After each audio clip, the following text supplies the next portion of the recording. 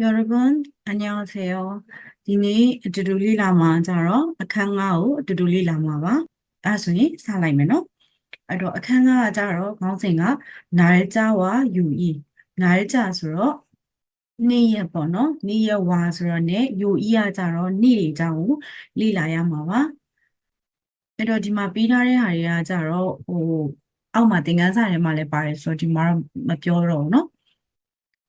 맞아요. 4월 16일이 무슨 요일이에요? 알죠? 리라바이 16ရက်နေ့ တဲ့ 무슨 요일ဆိုတော့ ဘာနေ့လဲတဲ့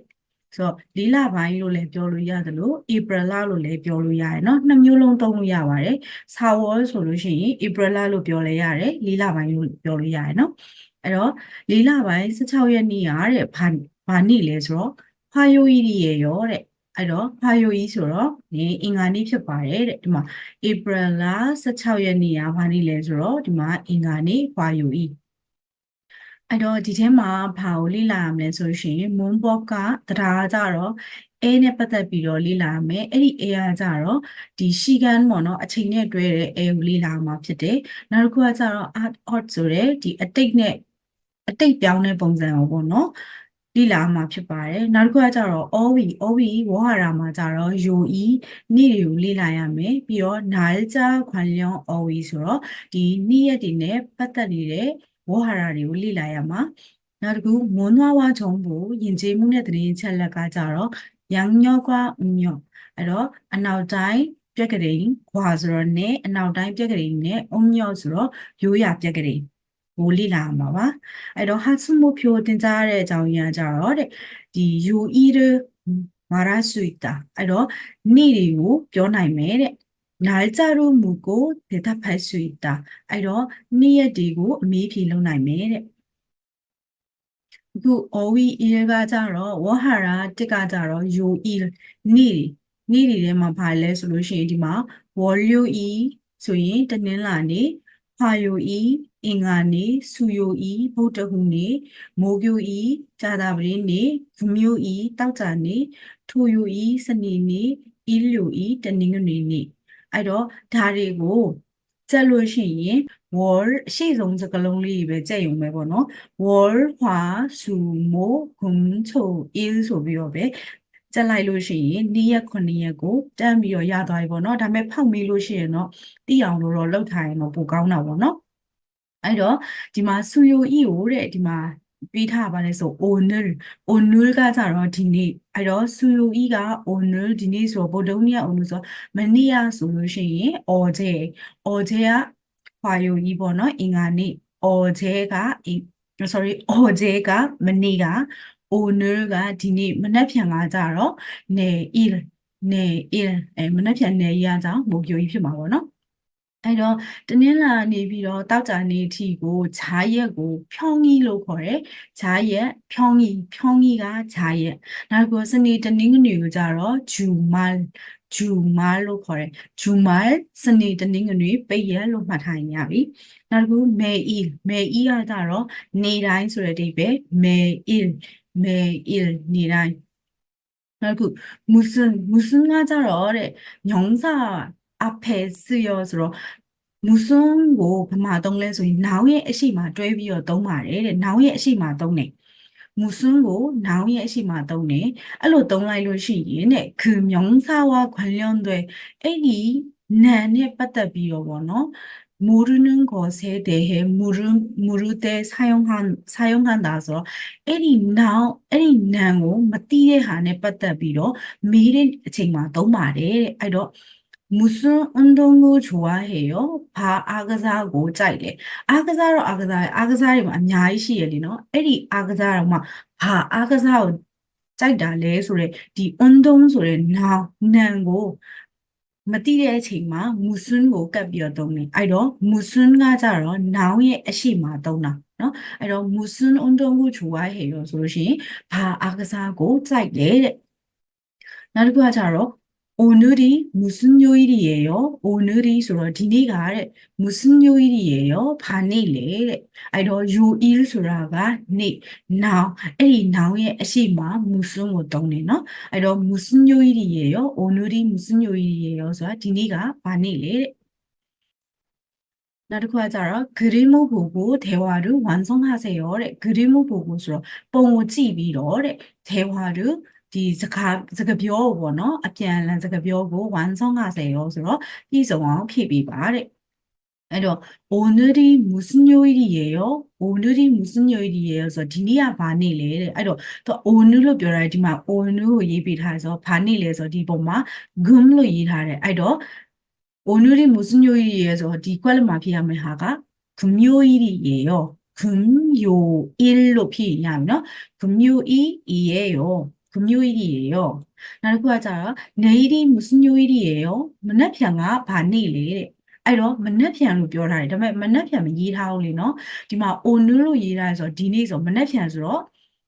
ဒီရှေ့ကိုကြည့်ရမှာပေါ့အဲ့တော့ဘာနေ့လဲစုလို့ပေးထားတဲ့အတွက်ကြောင့်မလို့စုယိုဤဗုဒ္ဓဟူးနေ့ပေါ့အဲ့တော့ 내일이 무슨 요일이에요 ဆိုရင်စုယိုဤလို့ဖြေလိုက်ရပြီနော်စုယိုဤ이에요ဗုဒ္ဓဟူးနေ့ပါနောက်တစ်ခုကကြတော့ 오늘이 무슨 요일이에요 ဒီနေ့ကဘာနေ့လဲတဲ့အဲ့တော့ 오늘 လို့ပြထားတာက 목 လို့ပြထားဆို목요일ပေါ့목요일이에요 목요일이에요အဲ့တော့ဘာနေ့လဲဆိုလို့ရှိရင်자라버리니 봐. 나고 내일이 무슨 요일이에요? 만나평아 반일래. 알어? 만나평 반일래서 오늘 배비라래. 디니 배비라해서 만나평서 시드과 두고 너. 알어? 디마 바비라해서 화 비라래. 알어? 화가 자러. 네, 인간이 허바래. 알어? 화요일이에요. 화요일이에요.로 태비라야 너. 화요일로 태비라이 야비. 나고 다음에 문법ကကြတော့တထားပေါ့နော်အဲရှိကန်းနဲ့ပတ်သက်ပြီးတော့အဲကိုလေ့လာမယ်အချိန်နဲ့ပတ်သက်ပြီးတော့အဲနဲ့시간은 나타내는 명사와 결합하여 서ပြောချင်တာက noun နဲ့တွဲတယ်ဒီအဲကဘာနဲ့တွဲမလဲဆို noun နဲ့တွဲမယ်တဲ့အဲ့ဒီ noun နဲ့တွဲတဲ့အခါမှာဘယ်လိုအချိန်ဒီမှာသုံးလဲဆိုရင် 어떤 일이 일어나는 때를 나타낸다ဆိုဒီကိစ္စတစ်ခုခုဖြစ်တဲ့အချိန်ကိုဖော်ပြတာပါတဲ့အဲ့တော့ဥပမာကကြတော့월요일에 뭐 해요? 월요일ဆိုတာအချိန်ကိုပြောချင်တာလေနော်တနင်္လာနေ့ကိုပြောချင်တာအဲ့တော့အဲနဲ့တွဲသုံးတယ်월요일에 뭐 이래요အဲ့တော့တနင်္လာနေ့မှာအလုပ်လုပ်ပါတယ်တဲ့금요일에 영화를 봐요အဲ့တော့금요일ဆိုတော့ဘာနေ့လဲဆိုတောက်ကြနေ့နော်금요일에ဆိုတောက်ကြနေ့မှာ영화를 봐요ဆိုရင်ရုပ်ရှင်ကိုကြည့်တယ်금요일이 아침이 너 아이도 또 나마 에오 때래 주말에 쉬어요 주말에서 스니 뜨닝이 빼야마 쉬어요서 안아주래 아이도 주말가 자러 아침 또에 나마 에라이데 너에 에오 또메 그거 자러 시간을 나타내는 어제 오늘 내일 지금 등과는 결합하지 않는다 다음에 마다 말하자러 에오 아침에 돼 동나러 만에 답이 매မှတ်ထားရမှာက 어제,မနေ့က 오늘, ဒီနေ့, 내일,မနက်ဖြန်, 지금, အခုဆိုတဲ့စကားလုံးတွေနဲ့တော့အဲကိုတွဲမသုံးပါဘူးတဲ့ဥပမာမှာ 오늘의 영화를 봐요 လို့ဒီမှာ X လို့ပေးထားတဲ့အတွက်ကြောင့်မသုံးဘူးတဲ့ပြောရမှာဆိုဒီအဲကိုထည့်မသုံးဘူးပြောတာအဲ့တော့ 오늘 영화를 봐요 လို့ပဲသုံးတယ်နော်အဲကိုမထည့်ရဘူးတဲ့အဲထည့်မှားတယ်ပေါ့နော်နောက်တစ်ခုကကြတော့ N은 시간을 나타내는 명사와 결합하여 어떤 일이 일어나는 때를 나타내고 그래. အဲ့တော့ပြောချင်တာကအချိန်ပြနောင်နဲ့အဲနဲ့တွဲသုံးရင်ဒါကဘာလဲဆိုလို့ရှိရင်ကိစ္စတစ်ခုခုဖြစ်တဲ့ဟာကိုဖော်ပြတဲ့အခါမှာသုံးတယ်ဒါပေမဲ့နေရာကိုဖော်ပြတဲ့နောင်နဲ့အဲနဲ့တွဲသုံးတဲ့အချိန်ကြာလို့ရှိရင်တော့အဲ့ဒီဟာကပစ္စည်းသုံးမို့လူကတနေရာမှာရှိတယ်ဆိုတာကိုဖော်ပြတာဒါမှမဟုတ်လို့ရှိရင်တနေရာကိုသွားတယ်လို့ဖော်ပြတဲ့အချိန်မျိုးမှာသုံးတာပေါ့နော်အဲ့တော့ဒီအဲကကြတော့မှာဆိုတဲ့အတိတ်ပဲเนาะအဲနဲ့ရှီကန်နဲ့တွဲသုံးတဲ့အချိန်ကြာလို့ရှိရင်အဲကိုပေါ့နော်မှာဆိုပြီးတော့အတိတ်ပဲရတယ်เนาะမှာလေဝေါ်လို့ဤတယ်ဆိုလို့ရှိရင်တနင်္လာနေ့မှာဒီမှာကြတော့막 다라시는 회사에 있어요. 아니로 다라시는 소 다라가 자로 회사에 있어요. 서 고문이 맛이 말. 에 있어요. 솔루션. 드니야마 담 드니야마 루도 뭐 비슷한 구시에 루 표현에 가자에 에 있어요. 동네로 오시 칸이마 너와 바를리노 에 있어요와. 그리고 자로 북한 씨는 집에 가요. 디니야마 자로 또로 고로 소리 디베ဖြစ်သွားအောင် နော်အဲ့တော့ဖူခန်းကတဲ့ခြီးပဲခါရောဆိုအိမ်ကိုပြန်တယ်အိမ်တို့ပြန်တယ်ဆိုတဲ့အဓိပ္ပာယ်အဲ့တော့အဲမှာကဒီနေရာပြနောင်နဲ့အဲနဲ့တွဲသုံးလို့ရှိရင်အဓိပ္ပာယ်နှစ်မျိုးပြန်လို့ရတာပေါ့နော်အဲမှားရှိမှားဆိုတဲ့အဓိပ္ပာယ်ပေါ့နော်မှားရှိတယ်မှားမရှိဘူးဆိုတဲ့အဓိပ္ပာယ်နောက်တစ်ခုကကြတော့တို့သွားတယ်လို့တို့လာတယ်လို့အဲ့လိုပုံစံမျိုးဖြစ်မှာပေါ့နော်ဒီမှာကြတော့အချိန်ပြနောင်နဲ့အဲနဲ့တွဲတဲ့အချိန်ကြလို့ရှိရင်တော့မှားဆိုတဲ့အဓိပ္ပာယ်ဖြစ်သွားမှာနော်ဒါပေမဲ့တွဲသုံးလို့မရတာကကြတော့어제 오늘 내일 지금ဒီလေးခုကိုတော့အဲနဲ့တွဲမသုံးဘူးတဲ့အဲ့တော့ 그림을 보고 문장을 쓰세요တဲ့အဲ့တော့ပုံကိုကြည့်ပြီးတော့စာကြောင်းကိုရေးပါတဲ့일요일 쉬다 일요일ဆိုတာကတနင်္ဂနွေနေ့쉬다ဆိုတာကအနားယူသည်အဲ့တော့တနင်္ဂနွေနေ့မှာအနားယူပါတယ်လို့ပြောရေးရမှာပေါ့နော်အဲ့တော့일요일에 쉬어요အဲ့တော့아어요요ပြောင်းမှာပေါ့နော်အဲ့တော့일요일에 쉬어요အဲ့တော့အချိန်နောင်နဲ့အဲနဲ့တွဲသုံးတယ်အဲ့တော့쉬다ဆိုတော့쉬어요ဖြစ်သွားမှာပေါ့နော်아어요요ကြောင်းတက်လို့ရှိရင်တော့လွယ်သွားပါပြောနော်နောက်တစ်ခု화요일 병원에 가다အဲ့တော့화요일ကကြတော့အင်္ဂါနေ့병원에 가다ဆိုတော့ကဆေးရုံကိုသွားသည်အဲ့တော့ဒီအင်္ဂါနေ့မှာဆေးရုံကိုသွားပါတယ်ဆိုလို့ရှိရင်화요일에 병원에 가요ဖြစ်သွားမယ်နောက်တစ်ခု목요일 미용실에 가다 목요일이ကြတော့ဂျာတာပတိနေ့미용실에 가다ဆိုတာကအလှပြင်ဆိုင်ကိုသွားတယ်ဆိုတဲ့အဓိပ္ပာယ်အဲ့တော့ဂျာတာပတိနေ့မှာအလှပြင်ဆိုင်ကိုသွားတယ်ဆိုတော့목요일에 미용실에 가요 목요일에 미용실에 가요နောက်တစ်ခုထိုယိုကကြတာထိုယိုကကြစနေနေ့ဣဒာတာကြအလုံးလုံးတည်အဲ့တော့စနေနေ့မှာအလုံးလုံးတယ်လို့ပြောခြင်းထိုယိုတဲ့ဤဟဲ့ရောဤတယ်ရောအဲ့တော့ထိုယိုတဲ့ဤတယ်ရောလို့ဖြစ်ရမှာနော်နောက်တစ်ခုကကြာ그림을 보고တဲ့보기와 같이 대화를 완성하세요တဲ့အဲ့တော့အချိန်sorry ပုံကိုကြည့်ပြီးတော့ဗောနော်ဥပမာလိုမျိုးအမေးဖြေကိုတဲ့လုပ်ကြည့်ပါဗောနော်ပြည့်စုံအောင်လုပ်ပေးကြည့်ပါတဲ့အဲ့တော့ 월요일에 뭐 해요တဲ့တနင်္လာနေ့မှာဘာလုပ်လဲတဲ့အဲ့တော့ 월요일ကိုကြည့်မယ်ဆိုရင်ဒီမှာ 월요일မှာ시장လို့ရေးထားတယ်အဲ့တော့시장에 가요 시장에 가요ဆိုဈေးကိုသွားတယ်အဲ့တော့ဒီမှာကျတော့သူအဖြေပဲပေးထားတယ်နော်운동해요တဲ့운동해요ဆိုတော့အားကစားလုပ်တယ်အားကစားလုပ်တယ်ဆိုတော့ဒီပုံထဲမှာကြည့်လိုက်လို့ရှိရင်အားကစားလုပ်တာကဒီမှာအဲ့တော့수요일에 뭐 해요? 수요일에 뭐 해요? ဒီနေရာမှာ수요일에လို့ထည့်လိုက်ရမှာပေါ့နော်수요일에 뭐 해요? အဲ့တော့운동해요တဲ့အဖြေကဖြေတာနောက်တစ်ခုကကြာ 쇼핑해요 တဲ့ 쇼핑해요 ကြတော့ဒီ shopping ထွက်တယ်ပေါ့နော်အဲ့တော့ shopping ထွက်တာဒီမှာပုံလေးက 토요일 အဲ့တော့토요일에 뭐 해요?စနေနေ့မှာဘာလုပ်လဲ 토요일에 뭐 해요? ဆိုလို့ရှိရင် 쇼핑해요 쇼핑해요 နောက်တစ်ခုကကြတော့ 은행에 가요 은행에 가요 ဆိုလို့ရှိရင်ဘဏ်ကိုသွားတယ်အဲ့တော့ဘဏ်ကိုသွားတာကဒီမှာဘာလဲဆိုလို့ရှိရင်သူက금요일မှာနော်금요일ဆိုတော့တောက်ကြနေမှာအဲ့တော့금요일에 뭐 해요? 금요일에 뭐 해요?အဲ့တော့ 은행에 가요. နောက်တစ်ခုကကြာ영화를 봐요. ရုပ်ရှင်ကြည့်တယ်အဲ့တော့ရုပ်ရှင်ကြည့်တာဒီမှာ뭐တော့အဲ့တော့သူကဘာလဲဆိုရင်화요일에 뭐 해요? 화요일에 뭐 해요? အဲ့တော့영화를 봐요. နောက်တစ်ခု대화ပေါ့နော်칼로နဲ့북한နဲ့ပြောမှာနော်북한 씨 주말에 뭐 해요? 북한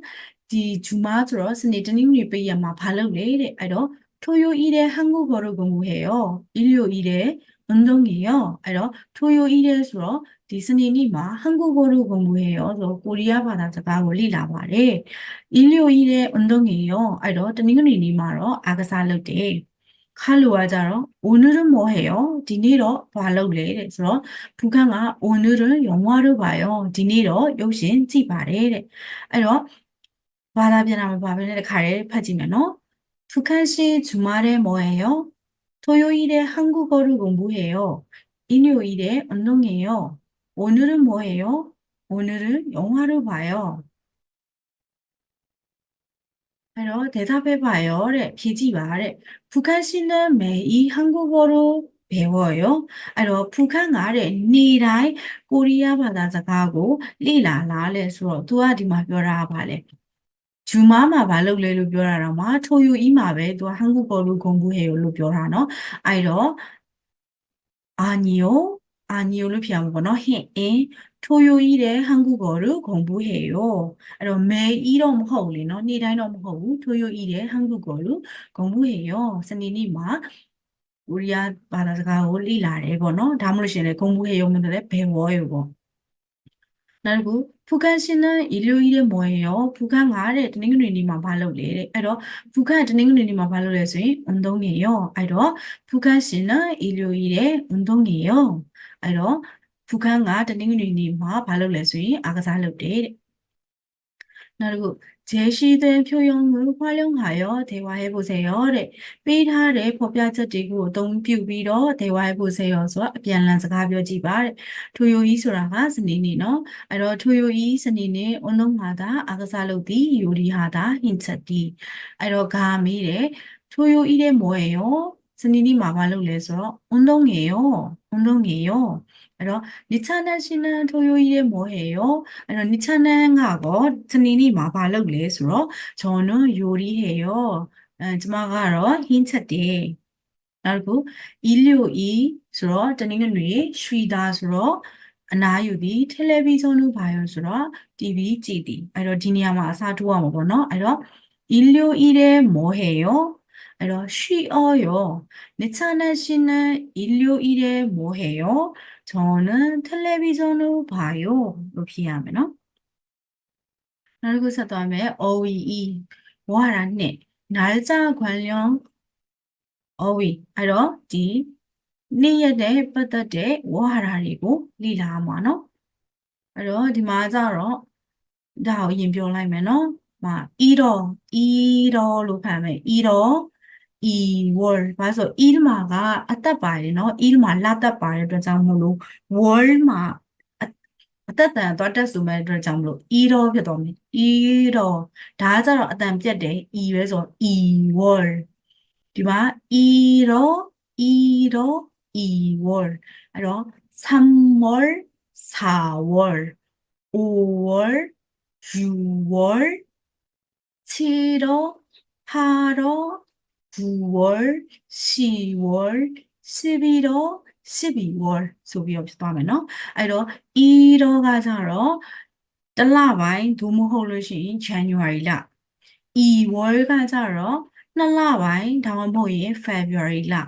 3월가 ကျတော့ 3လပိုင်း 다음번로시인 March လ 4월가 4လပိုင်း 다음번로시인 April လ 5월가 ကျတော့ 5လပိုင်း 다음번에 May လ 6월가 ကျတော့ 6လပိုင်း သို့မဟုတ် June လပေါ့နော် အဲ့တော့ 6월 မှာလေ 1 2 3 4မှာ သူကဒီလတွေနဲ့တွဲလိုက်တဲ့အချိန်ကြလို့ရှိရင် နှစ်ခု ကအတက်ပြောက်တယ်ပေါ့နော် 6 နဲ့ 10 နဲ့မှာ wall နဲ့ပေါင်းတဲ့အချိန်ကျရင် 6 wall မဟုတ်ဘဲနဲ့ အောက်က ဂါတက်ပြောက်သွားတယ် u wall ဖြစ်သွားမယ် အဲ့မှာ she wall ကမှ 10 ကို wall နဲ့ပေါင်းတဲ့အချိန်ကျရင် ဘာတက်ပြောက်ပြီးတော့ she wall ပဲဖြစ်သွားမယ် အဲ့တော့ 1 2 3 4ကိုဒီလနဲ့ပေါင်းလိုက်လို့ရှိရင် wall ဆိုတဲ့လနဲ့ပေါင်းလိုက်လို့ရှိရင် 6 ကဂါတက်ပြောက်ပြီးတော့ you wall မဟုတ်ဘဲ you wall ဖြစ်မယ် 10 wall မဟုတ်ဘဲနဲ့ she wall ဖြစ်သွားလိမ့်မယ်နော် အဲ့တော့ ဆက်ပြောမယ်နော် အဲ့မှာကျတော့ 7월가 ကျတော့ 9လပိုင်း သို့မဟုတ် July လ 8월가 ကျတော့ 10လပိုင်း သို့မဟုတ် August လ 9월가 ကျတော့ 9လပိုင်း သို့မဟုတ် September လ 10월가 ကျတော့ 10လပိုင်း သို့မဟုတ် October လ 11월가 ကျတော့ 11လပိုင်း သို့မဟုတ် November လ 12월가 ကျတော့ 12လပိုင်း သို့မဟုတ် December လဆိုပြီးတော့ဘာသာပြန်လိုက်လို့ရတယ်နော် နောက်တစ်ခုကကျတော့ ဒီမှာ 3월가 ကျတော့ 지난달 တဲ့ 지난달가 ကျတော့ ပြီးခဲ့တဲ့လလို့ပြောတာ 지난달 ပြီးခဲ့တဲ့လ 이번 달, 디လ 다음 달, နောက်လ နော် 이번 달, 디လက 4လပိုင်း ဆိုတော့ 3လပိုင်းက လွန်ခဲ့တဲ့လ ပြီးခဲ့တဲ့လ ဖြစ်တဲ့အတွက်ကြောင့် 지난달 အဲ့တော့ 4လပိုင်း ပြီးရင် 5လပိုင်း လာမှာဆိုတဲ့အတွက်ကြောင့်မို့လို့ နောက်လ ဖြစ်တဲ့အတွက်ကြောင့်မို့လို့ 다음 달 အဲ့တော့ month ပေါ့နော် world ကိုလလို့ခေါ်တယ်နော်တစ်လနှစ်လသုံးလလေးလကိုပြောတာနော်အဲ့တော့ world နောက်တစ်ခုကကြ eel ကကြတော့ရက်ကိုပြောတာတစ်ရက်နှစ်ရက်သုံးရက်လေးရက်ကိုပြောချင်တာနောက်တစ်ခုကကြတော့ဒီတစ်ပတ်နှစ်ပတ်ဆိုလို့ရှိရင် o မျိုးကကြတော့ဒီနေ့နော်တစ်ပတ်နှစ်ပတ်ဆိုလို့ရှိရင်ဒါကို17ကနေပြီးတော့19အထိကိုဆိုလို့ရှိရင် ibonju ibonju ကကြတော့ဒီတစ်ပတ်အဲ့တော့4ရက်ကနေ10ရက်အထိကကြတော့ပြီးခဲ့တဲ့အပတ်ဖြစ်သွားပါဘောเนาะအဲ့တော့ jinanju ဂျီနန်းကျူပြီးခဲ့တဲ့ဘက်အဲ့တော့18ကနေ24ရာကြတော့နောက်တစ်ပတ်ဆိုတော့ထောင်ကျူနောက်တစ်ပတ်သို့မဟုတ်လာမယ့်အပတ်ပေါ့နော်နောက်ခုစွတ်ကြာကြတော့ကိန်းကနန်းတွေကိုပြောတာအဲ့တော့ဒါကကြတော့တရုတ်ကိန်းကနန်းတွေပေါ့နော်အဲ့တော့1ကို il 2ကို i 3ကို3 4ကို4 5ကို o 6ကို u 9ကို7 10ကို8 9ကို9 10ကို10 20ကို20 30ကို30ဆိုပြီးတော့ပြောတယ်နော်အဲ့တော့လာတက်တွေပါလို့ရှိရင်လာတန်လေးပို့ထွက်ပြရမယ်နော် il il ပြီး 7 7 8 8ဆိုပြီးတော့အဲ့လိုတန်းထုတ်မယ်မဆိုလို့ရှိရင်ပါဇက်ပိတ်တယ်နော်3 3နောက်ခုဘာဆိုလို့ရှိရင်လည်းအတန်နှခမ်းပိတ်တယ်လीနော်အဲ့တော့10 10ဒါဆိုရင် e 10 30 3မှာတစ်ခေါက်ပိတ်မယ်10မှာပါဇက်တစ်ခေါက်ပိတ်မယ်အဲ့တော့30ဒါကယူကကြတော့ခါတက်ဆိုတဲ့အတွက်ကြောင့်မလို့ပါဇက်မပိတ်ဘူးဖွင့်ပါယူယူနှခမ်းလေးစုသွားမှာယူနော်နောက်တစ်ခုကကြတော့착녀ရေးတော့착녀ပေမဲ့ခါနဲ့နာနဲ့တွေ့လို့ရှိရင်ငါတန်ထွက်အဲ့တော့장ခါ자아ငါတက်ဆိုတဲ့အတန်ဖြစ်သွားမှာနော်작년 작년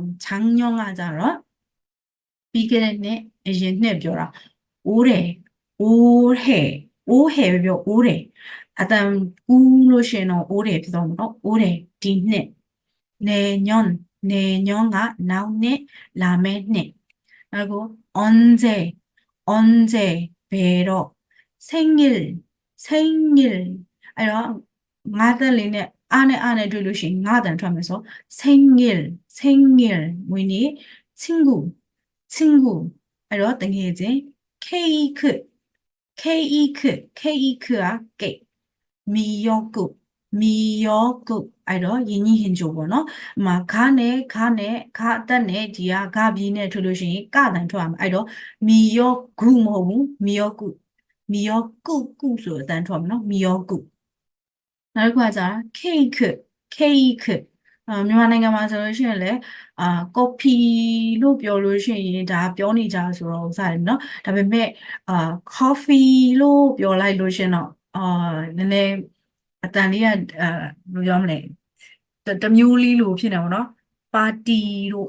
ကော်ဖီလို့ပြောမှာပဲနည်းနည်းဘယ်လိုပြောမလဲပို့ပြီးတော့ရင်းနှီးသလိုခံစားရတာပေါ့လေအဲ့လိုမျိုးပဲသူတို့စီမှာဆိုရှင်လေ cake လို့ပြောမှာပဲ hamburger လို့ပြောမှာပဲ hamburger ပြောရင်တော့မှဘယ်လိုပြောမလဲတမျိုးလေးတော့ဖြစ်တယ်လို့ဖြစ်တာပေါ့နော်အဲ့တော့ကိုရီစီမှာလိုမျိုးပဲ coffee လို့ပြောမယ်စား coffee လို့ပြောတာမျိုး party လို့ပြောမယ်စား party လို့ပြောတာမျိုးอ่ะပို့ပြီးတော့နည်းနည်းရင်းနှီးတဲ့လိုမျိုးလေးတော့ဖြစ်သွားတာပေါ့နော်အဲ့တော့သူတို့စီမှာပြောမယ်ဆိုလို့ရှိရင် cake လို့ပဲပြောပါတော့အဲ့တော့ cake လို့ပြောမယ်ဆိုတော့ cake ပေါ့တော့သူ့နေရာသူ့ဒေတာနဲ့လိုက်ပြီးတော့ပြောလို့နိုင်ရင်တော့ပိုကောင်းတာပေါ့လေနော်နောက်တစ်ခုကကျတော့ 언제가 배러 멸돌 다တန်ထွက်ပြရမယ်เนาะဒီမှာချတန်ဆိုမဲ့လေအတန်ထွက်ကကြတော့ 멸돌ဆိုပြီးတော့အတန်ထွက်ရမယ်배라ပြောတာ멸칠ကကြတော့배예အဲ့တော့ 언제로 멸돌로 멸칠가ကြတော့တဲ့시간이나 အချိန်ဒါမှမဟုတ်ရှင်나자를တဲ့ဆိုတော့နေ့ရက်တွေကိုမူရတဲ့မေးတဲ့အခါမှာ사용한다တဲ့အသုံးပြုပါတယ်တဲ့အဲ့တော့ဥမာထည့်ကြည့်ကြည့်မယ်နော်오늘이 몇 월 며칠이에요? 디니가 벨라 베예래 그래서 4월 5일이에요. 아이로 리라바이 다물시 에이프릴라 5일이에요. 그래서 나연이 저번에 그리고 그림을 보고 대화를 완성하세요. 뽕을 찌비로 디 앞면에 스가벼 오래 비송으로 비바래. 아이로 디마자로 오늘이 몇 월 며칠이에요? 오늘이 서로 디니가 몇월 배라 며칠이에요? 배열래서 디마자 차 너준 나사대로 비라해서 배라 레로 미래자 라오 yinဖြစ်မယ်လေနော် အဲ့တော့ you were ပြမှာနော် 가다 ပြောက်တယ်နော် you were 21이에요. 21이에요. 아이로 6월 21이에요. 그리고 오늘이 몇 월 며칠이에요? 디니가 벨라 베일레에서 라 오미미에서 10 어거스트로 신라바인 코니엔이스로 8월 7일이에요. 8월 7일이에요. 그리고 오늘이 몇 월 며칠이에요? 디니가 벨라 베일레에서 디마 뜻세 너 October 22ရက်နေ့လို့ပြီးထားတဲ့အတွက်ကြောင့်မလို့10လပဲ22ရက်နေ့ဆို 10월 နော်ဘာတက်ပြောင်းမယ်နော် 10월 21일이에요. 21일이에요. 21일이에요. 알로 10월 21일이에요. 그리고 오늘이 몇 월 며칠이에요? 디니가 배라 배열래. ဆိုတော့သူက 3နဲ့ March 15เนาะ3လပိုင်း15ရက်နေ့ အဲ့တော့ 3월 15일이에요. 3월 15일이에요. 그리고 문법 이하자로 at out 거너 다자로 어때고ပြောတာ care ဆိုတဲ့ အဓိပ္ပာယ်เนาะ care ဆိုတဲ့ အဓိပ္ပာယ်ရတယ် at out ကိုကြတော့ဘာနဲ့သုံးလဲဆိုလို့ရှိရင် 동사 verb နဲ့လည်းသုံးလို့ရသလို 형용사 adjective နဲ့လည်းတွဲသုံးလို့ရတယ်ပြောမှဆိုနောက်တစ်နည်းအနေနဲ့ပြောမှဆို verb adjective နဲ့တွဲသုံးလို့ရတယ်ဒါမှမဟုတ်လို့ရှိရင် action verb quality verb သုံးလို့ရတယ်လို့ပြောချင်တာเนาะအဲ့တော့ 동사 형용사 နှစ်ခုလုံး verb ကို adjective ကိုတွဲပြီးတော့သုံးလို့ရပြီးတော့တဲ့디 일이 부처 일이나 상황이 이미 일어났을 나타낸다서 삐개라리고 뼈의 재묘, 법야의 재묘마 동리로도 뼈잖아. 너 상황အခြေအနေ 디ကိစ္စတစ်ခုခုအခြေအနေဖြစ်ပြီးသွားတဲ့ဟာကိုပေါ်ပြတဲ့ချိန်မှာတုံးနေတဲ့ art org ဆိုပြောမှဆိုခဲ့เนาะအတိတ်ကာလအဲ့တော့ဒီမှာ O နဲ့ R နဲ့ပြောမှဆိုယာလေးပါထည့်လိုက်ရင်ပို့ပြီးတော့အဆင်ပြေเนาะ OR ယာဆိုလို့ရှိရင် art နဲ့တွဲတယ်အဲ့တော့ဂျာတာဆိုလို့ရှိရင်ဒါကိုဖြုတ်ဂျာပဲကြံနေဆိုတော့အာတရနဲ့ဆုံးတော့အာဆိုယူပြောမှဆိုရှင်စနှလုံးသက်အောယူပေါင်းအောင်ပါနော်အာနဲ့နေရာလေနော်အောယူပါရေးပြရမှာနော်အဲ့တော့ဂျာတာဆိုရင်ဂျာဆိုယူဒါကဒီအတိတ်နဲ့ပတ်သက်ပြီးဒီ past tense ကိုဒီအောယူပြောင်းတာနိုင်သွားပြီအောယူပြောင်းနိုင်ပြီးသွားလို့ရှိရင်ဒီ past tense ကိုပြောင်းတာနိုင်တယ်ဆိုလို့ရှိရင်တော့ပို့လွယ်သွားမှာပေါ့လေနော်နောက်တစ်ခုကကြတော့ကျန်တဲ့တရတွေဆိုလို့ရှိရင် OR ရာမဟုတ်ပဲねကျန်တဲ့တရဆိုလို့ရှိရင် also ရုံနဲ့ပေါင်းရမယ်အဲ့တော့ mock တာဆိုလို့ရှိရင်ဒါကိုဖြုံး mock ကအတက်ပါဖြစ်တဲ့ကြောင့်မို့လို့ oxoyo တမ်းပြီးပေါင်းလိုက်ရုံပဲ 먹었어요 စားပြီးသွားပြီဒါဆိုရင် 잤어요 အိတ်ခဲ့တယ် 먹었어요 စားခဲ့တယ်နောက်ကို 하다 ဆိုလို့ရှိရင် 했어요 နဲ့ပေါင်းရမယ်အဲ့တော့ eat 하다 ဆိုရင်ဒါကိုဖြုံး ha ဆိုလို့ရှိရင် hair ပြောင်းမှာပေါ့နော်အဲ့တော့ eat 했어요 စနှလုံးသက် oil ပါနော်သူကအတက်မပါတဲ့ကြောင့်မလို့ဒီစာလေးမှာဟာကိုဟဲ့ပြောင်းနေပြီးတော့စနှလုံးထပ်ပေါင်းရတာပေါ့နော်အဲ့တော့ 했어요 ဖြစ်သွားမယ်အဲ့တော့ or ရာဆိုရင် as어요 နဲ့ပေါင်းနောက်တစ်ခုဇန်နဲ့တရဆို as어요 နဲ့ပေါင်းဟာတာဆိုရင် 했어요 နဲ့ပေါင်းအဲ့တော့ဥပမာမှာဆိုလို့ရှိရင်작년에တဲ့한국에 왔어요တဲ့အဲ့တော့အရင်နှစ်ကပေါ့နော်မှနှစ်ကကိုရီးယားကိုရောက်လာခဲ့တာပါတဲ့어제 빵을 먹었어요. 머니가 빵 먹고 사기래. 지난주에 쇼핑했어요. 비계레르바가 제외 트래커래. 쇼핑 트래커래 보노. 그리고 그림을 보고 문장을 완성하세요. 뽕을 집이로 디 사장고 비송 피서비바. 아이로 앵안이 비어디마 회사로 도와래. 아이로 머니가 꼬머니고 도와기래서로 어제 회사에 도와래서인 가라노. 아이로 도와기래서인 갔어요. 어제 회사에 갔어요. 그리고 디마 커피 따오니에서 머니가 커피 따오케래로 뼈마. 아이로 어제 커피를 따오다가 마시다. 아이로 파스타고 뼈면서 마셨어요. 아니 안 맘이 되라 하면 되나? 이들아 내 성내 솔루션이 바빌레 어유네 빵나베 다음에 어유네 빵미메 요ဖြစ်သွားရယ်เนาะ e or yo ဆိုပြီးတော့ဟိုရှေ့အခါမှာတော့မှတ်ခဲ့တာရှိရလေเนาะအဲ့တော့မရှိတာဆိုရင်မာရှောဖြစ်သွားတယ်အဲ့တော့ past tense ကိုပြောင်းမယ်ဆိုအတိတ်ကိုပြောင်းမယ်ဆိုတော့ short ဆိုရဆို short ဆိုရဆိုပြီးတော့ဖြစ်သွားမှာเนาะ 어제 커피를 마셨어요နောက်တစ်ခုကကျတော့ဒါ TV ကြည့်နေတာเนาะ television TV ကြည့်တယ် television을 네 봤어요ဖြစ်ရမှာเนาะ 어제မနေ့က television을 봤어요 မနေ့က TV ကိုကြည့်ခဲ့ပါတယ် TV ကြည့်ခဲ့ပါတယ်နောက်တစ်ခုကကျတော့ဒါအလုံးလုံးနေတာเนาะအဲ့တော့မနေ့ကအလုံးလုံးခဲ့တယ်ဆိုလို့ရှိရင် 어제 일했어요 어제 일했어요 မနေ့ကအလုံးလုံးခဲ့ပါတယ်그리고 그림을 보고 보기와 같이 대화를 완성하세요.ပုံကို ကြည့်ပြီးတော့ဥမာလိုမျိုးဒီအပြန်လန်းစကားပြောကိုပြည့်စုံအောင်ဖြည့်ပေးပါတဲ့။ဒီမှာခါကဘာပေးရလဲဆိုရင်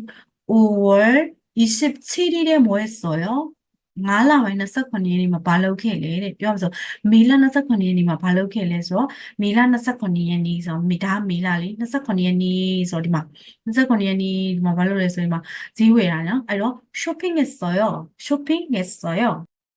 အဲ့တော့ 5월 6일에 뭐 했어요? တဲ့5월 6ရက်နေ့မှာဘာလုပ်လဲဆိုလို့ရှိရင်ဘာလုပ်ခဲ့လဲဆိုရင်영화를 봤어요. 그리고 5월 10일에 뭐 했어요? 5월 3ရက်နေ့မှာဘာလုပ်ခဲ့လဲဆိုတော့네 운동했어요. 그리고 지난주 화요일에 뭐 했어요? တဲ့지난주ပြီးခဲ့တဲ့အပတ် 화요일 အင်္ဂါနေ့မှာ뭐 했어요? တဲ့ပြီးခဲ့တဲ့အပတ်ဆိုတော့오늘ဆိုတော့ဒီနေ့ပေါ့နော်အဲ့တော့26ကနေ31ကဒီတစ်ပတ်အဲ့တော့ပြီးခဲ့တဲ့တစ်ပတ်ဆိုတော့ဒီမှာပြီးခဲ့တဲ့တစ်ပတ်ဆို19ကနေ25အဲ့ဒါကိုမှသူကဘာလဲအင်္ဂါနေ့လို့ပြောတာ21ရက်နေ့ဖြစ်တာပေါ့အဲ့တော့지난주 화요일에 뭘 했어요ဆိုရင်공부했어요 기야နော်နောက်တစ်ခု 어제 뭐 했어요 မနေ့ကဘာလုပ်ခဲ့လဲ오늘가 30ရက်နေ့ဆိုတော့29ကမနေ့ကဖြစ်သွားမှာပေါ့နော် 어제 뭐 했어요? 마 요리했어요. 요리했어요.ဖြစ်သွားမှာပေါ့ 오케이. ဆိုရင်နောက်တစ်ခု대화 ဒီစကားပြောနှစ်ပေါ့နော် 푸언နဲ့다라နဲ့ပြောမှာပေါ့နော် 푸언ကပြောတယ် 생일이 언제예요? 미니가 매월래. အဲ့တော့ 다라가 5월 20일이에요. 말라바이 20 ရက်နေ့ပါဒါမှမဟုတ်ရှင်မေလ20ရက်နေ့ပါအဲ့တော့ 푸언ကပြောတယ် 생일에 뭐 했어요? မွေးနေ့မှာဘာလုပ်ခဲ့လဲ 다라가ပြန်ဖြေတယ် 친구가 기숙사에 왔어요. အဲ့တော့ တငယ်ချင်းက အဆောင်ကိုရောက်လာခဲ့ပါတယ် 케이크를 먹었어요. 케이크 사ခဲ့ပါတယ်အဲ့တော့အစအနေဆုံးကြည့်ကိုဘာသာပြန်ချက်မပါဘဲနဲ့ပြောကြည့်မယ်နော် ဖတ်ကြည့်မယ် 생일이 언제예요? 5월 20일이에요. 20일이에요. 생일에 뭐 했어요? 친구가 기숙사에 왔어요. 케이크를 먹었어요. အဲ့တော့ 대답해봐요. ဖြေကြည့်ပါတဲ့ 다라씨 생일은 언제예요? 다라의မွေးနေ့က ဘယ်နေ့လဲ အဲ့တော့ 다라의မွေးနေ့က 5월 20일이에요. အဲ့တော့ 다라씨 생일은 5월 20일이에요. 그리고 다라씨는 생일에 뭐 했어요? 다라가မွေးနေ့မှာ ဘာလုပ်ခဲ့လဲ ဆိုလို့ရှိရင် အဲ့တော့ ဒီတိုင်းမဖြေဘဲနဲ့ကိုယ့်ဟာကိုစာသားနဲ့ဖြေကိုဘာသာကိုတစ်ဆက်တည်းဖြေခြင်းနဲ့ဆိုလို့ရှိရင်ပေါ့နော် 다라씨는 생일에 뭐 했어요?ဆိုရင် 다라씨는 생일에 친구하고 케이크를 먹었어요. အဲ့လိုမျိုးဖြေလိုက်လို့ရတယ်နော်ဒီတိုင်းမဖြေဘဲနဲ့လေနော်တကယ်ချင်းကအဆောင်ရောက်လာတယ် 게임 사게를 အဲ့လိုမျိုးမဖြေဘဲနဲ့ 친구하고တကယ်ချင်းနဲ့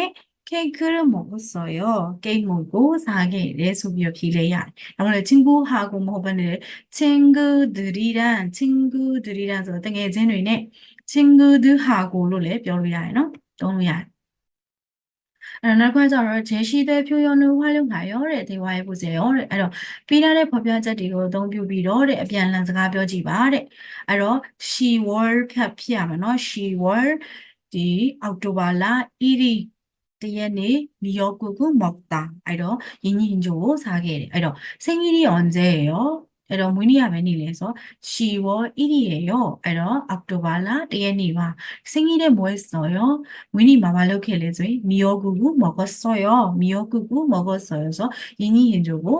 တောက်ခဲ့ပါတယ်ဒါမှမဟုတ်စားခဲ့ပါတယ်ပေါ့နော်မော့တာဆိုလို့ရှိရင်တော့မော့တာဆိုလို့ရှိရင်တော့ညာတော့အဖြစ်စားတဲ့နေရာမှာသုံးမယ်တခါတလေကြားလို့ရှိရင်လေတောက်တဲ့နေရာမှာလည်းသုံးတာမျိုးလေးရှိရယ်နော်အဲ့တော့미역국을먹었어요 이니